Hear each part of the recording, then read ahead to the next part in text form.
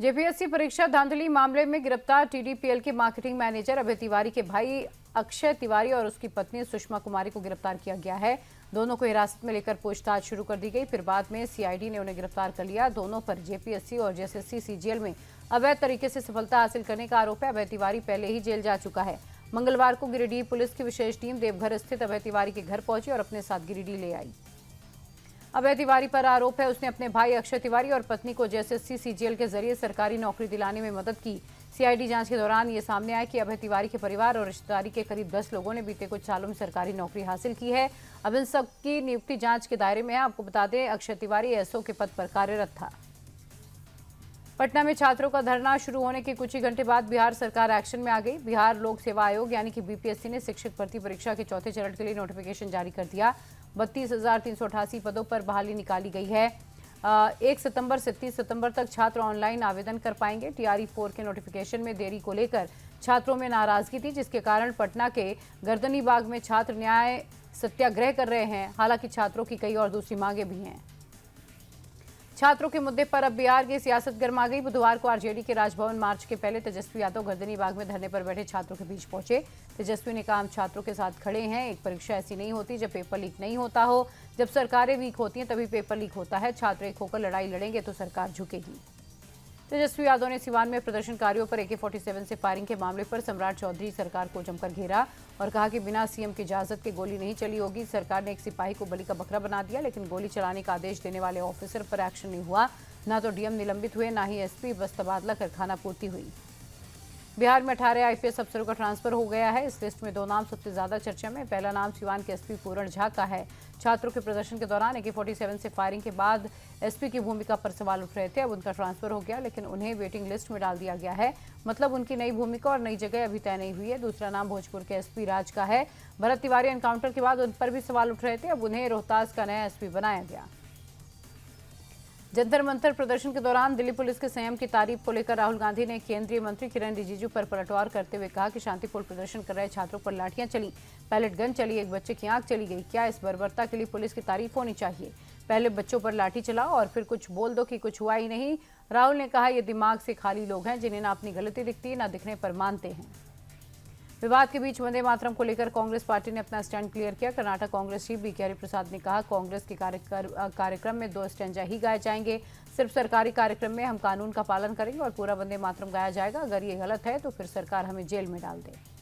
UP, Punjab और गुजरात, इन तीनों राज्यों में अगले साल विधानसभा के चुनाव हैं। बीजेपी ने इन तीनों राज्यों के लिए प्रभारी और सह प्रभारी नियुक्त किए। विनोद तावड़े को यूपी का इंचार्ज बनाया गया। जगदीश ईश्वर भाई पटेल को यूपी के सह प्रभारी की जिम्मेदारी दी गई। पंजाब का इंचार्ज सतीश पुनिया और गुजरात का इंचार्ज तरुण चुग को बनाया गया है। केरलम के गृह मंत्री और महाराष्ट्र कांग्रेस के प्रभारी रमेश चिंतितला के तिरंगे जैसा केक काटने पर विवाद हो गया। महाराष्ट्र बीजेपी के नेता चंद्रशेखर बावनकुले ने इसे लेकर कड़ी आपत्ति जताते हुए कहा कि चिन्नीतला को शर्म आनी चाहिए, ऐसा केक काटा है। बावनकुले ने सोनिया और राहुल गांधी से पूछा कि क्या उन्हें ये मंजूर है, अगर नहीं तो उन पर कार्रवाई हो। चिन्नीतला को केरलम के गृह मंत्री के पद से हटाया जाए। पश्चिम बंगाल में बीजेपी की सरकार बनने के बाद टीएमसी नेताओं के खिलाफ लोगों का गुस्सा भड़क गया। दमदम एयरपोर्ट पर टीएमसी सांसद सौगात रॉय का विरोध हुआ। बीजेपी समर्थकों ने काली झंडी दिखाकर चोर चोर वापस जाओ के नारे लगाए। दरअसल सौगात रॉय मीटिंग में शामिल होने के लिए जा रहे थे। इसी बीच बीजेपी कार्यकर्ताओं ने उन्हें एयरपोर्ट अथॉरिटी ऑफिस के सामने घेर लिया और प्रदर्शन किया। बुलंदशहर में 10 रुपये प्रति लीटर की दर से गौमूत्र खरीदने के पायलट प्रोजेक्ट के विरोध में सपा कार्यकर्ताओं ने लखनऊ के हजरतगंज चौराहे पर प्रदर्शन किया। कार्यकर्ताओं ने हाथों में गौमूत्र की बोतल लेकर सरकार के खिलाफ नारेबाजी की। पोस्टर्स और बैनर्स पर 10 रुपये लीटर गौमूत्र टैंकरों में बेचना है और योगी जी गौमूत्र की दुकानें कहाँ हैं जैसे नारे लिखे। मौके पर पहुंची पुलिस ने कई प्रदर्शनकारियों को डिटेन किया। अयोध्या राम मंदिर चढ़ावा चोरी मामले में मंदिर ट्रस्ट के पूर्व महासचिव चंपत राय और पूर्व ट्रस्टी अनिल मिश्रा को क्लीन चिट मिल गई। शासन को सौंपी गई एसआईटी की फाइनल रिपोर्ट में चंपत राय और अनिल मिश्रा का नाम नहीं है। एसआईटी ने अपनी रिपोर्ट में जिन 8 लोगों को आरोपी बनाया है वो 8 पहले से जेल में हैं। समाजवादी पार्टी छात्र सभा ने योगी सरकार के खिलाफ लखनऊ में प्रदर्शन किया। लखनऊ यूनिवर्सिटी के गेट नंबर 1 पर सैकड़ों की संख्या में छात्र जमा हो गए। समाजवादी छात्र सभा ने प्रदेश में बढ़ते अपराध, भ्रष्टाचार और कानून व्यवस्था को लेकर सरकार पर निशाना साधा। पुलिस पर प्रदर्शनकारियों को जबरन उठाकर गाड़ी में ले गई। भारतीय सुरक्षा एजेंसियों ने ISI समर्थित आतंकी शहजाद भट्टी के बड़े नेटवर्क को नेस्तनाबूद कर दिया। रियल टाइम इंटेलिजेंस के आधार पर 14 राज्यों में चलाए गए ज्वाइंट ऑपरेशन में 253 संदिग्धों को गिरफ्तार किया गया। इस एक्शन के दौरान भारी मात्रा में आईडी, पाकिस्तानी ग्रेनेड, पिस्टल, जासूस के लिए इस्तेमाल होने वाले कैमरे बरामद हुए। ये पूरा सिंडिकेट भारत में टारगेटेड किलिंग और ग्रेनेड हमलों की साजिश कर रहा था। अहमदाबाद पुलिस ने देश में साइबर ठगी के एक नए तरीके बॉस स्कैम का खुलासा किया। साइबर क्राइम ब्रांच ने पश्चिम बंगाल से 2 आरोपियों को गिरफ्तार किया। पुलिस के मुताबिक इस गिरोह ने फर्जी सिम और व्हाट्सएप अकाउंट के जरिए सीईओ और अधिकारियों की पहचान का इस्तेमाल कर करोड़ों की ठगी को अंजाम दिया। यूपी एटीएस को बड़ी कामयाबी मिली है। मेरठ की एक मस्जिद से जैश के आतंकी मोहम्मद जफर को गिरफ्तार किया गया। मोहम्मद जफर बिहार के पूर्णिया का है। सोशल मीडिया के जरिए जिहाद फैला रहा था। जफर जैश सरगना मसूद अजहर को अपना आका मानता है।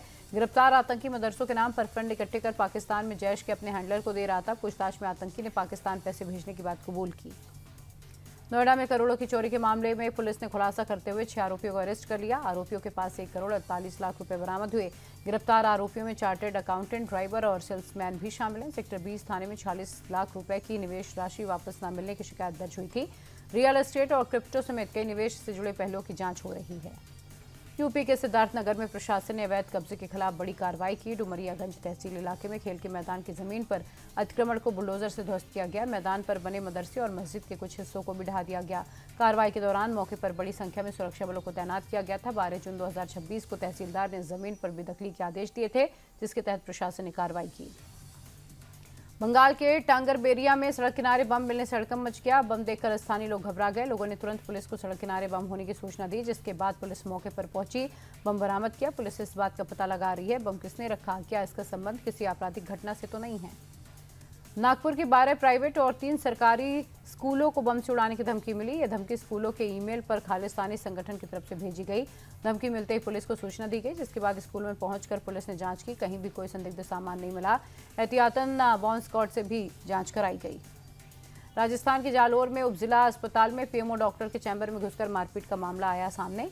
हाथ में पर्चियां लेकर पहुंचे युवक की डॉक्टर से कहासुनी हो गई, जिसके बाद उसने डॉक्टर के साथ हाथापाई कर ली। मौके पर मौजूद स्टाफ और बाकी लोग बीच बचाव करते रहे। घटना का पूरा घटना क्रम जो है वो सीसीटीवी कैमरे में कैद हो गया। सामने आने के बाद मामला पुलिस जांच कर रही है। उत्तराखंड के चमोली के पीपल कोटी सुरंग में 5 दिन बाद रेस्क्यू ऑपरेशन खत्म हो गया। आखिरी दिन 2 और शव मिले, जिसके बाद मौतों का आंकड़ा बढ़कर 10 हो गया। 14 अगस्त की शाम को सुरंग में पानी और मलबा भरने के कारण 7 लोगों की मौत हो गई थी। 3 लोग लापता थे, जिनकी तलाश में रेस्क्यू ऑपरेशन चलाया जा रहा था।